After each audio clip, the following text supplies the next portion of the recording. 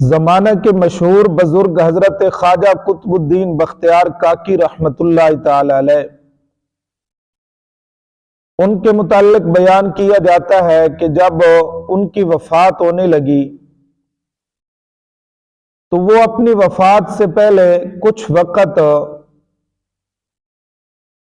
وصیت کرنے لگے کہ میرا جنازہ وہ آدمی پڑھائے جس کے اندر یہ 4 صفات ہوں۔ نمبر 1، بلوغت سے لے کر آج تک اس کی نماز باجماعت قضا نہ ہوئی ہو۔ نمبر 2، کہ عصر کی سنت غیر مؤکدہ اس کی قضا نہ ہوئی ہوں۔ نمبر 3، بلوغت سے لے کر آج تک اس کی تہجد کی نماز قضا نہ ہوئی ہو۔ اور نمبر 4، بلوغت سے لے کر آج تک کسی غیر محرم عورت پر اس کی نگاہ نہ پڑی ہو۔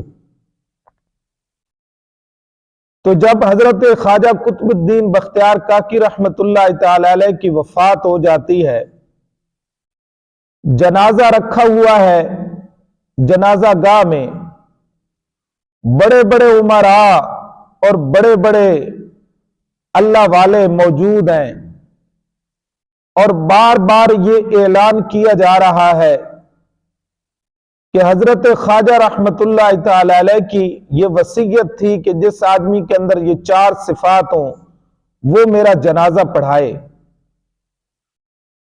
تو بار بار اعلان کے باوجود کوئی آدمی جو ہے وہ صفوں سے باہر آ کر حضرت خواجہ رحمت اللہ تعالی علیہ کی نماز جنازہ پڑھانے کے لیے تیار نہ ہوا۔ کافی دیر کے بعد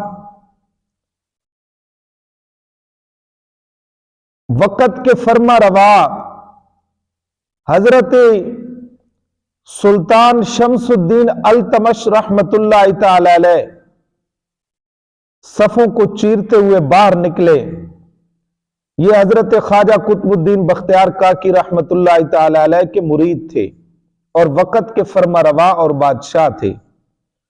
آنکھوں سے آنسو ہیں، زارو قطار رو رہے ہیں، اور حضرت خواجہ رحمت اللہ تعالی علیہ کی نماز جنازہ پڑھانے کے لیے جب ان کی چارپائی کے پاس آئے تو روتے ہوئے زبان سے یہ الفاظ نکلے، اے خواجہ قطب الدین بختیار کاکی، آج میرا راز جو میرے اللہ اور میرے درمیان یہ راز تھا، آج تو نے سب کے سامنے فاش کر دیا ہے اور ظاہر کر دیا ہے۔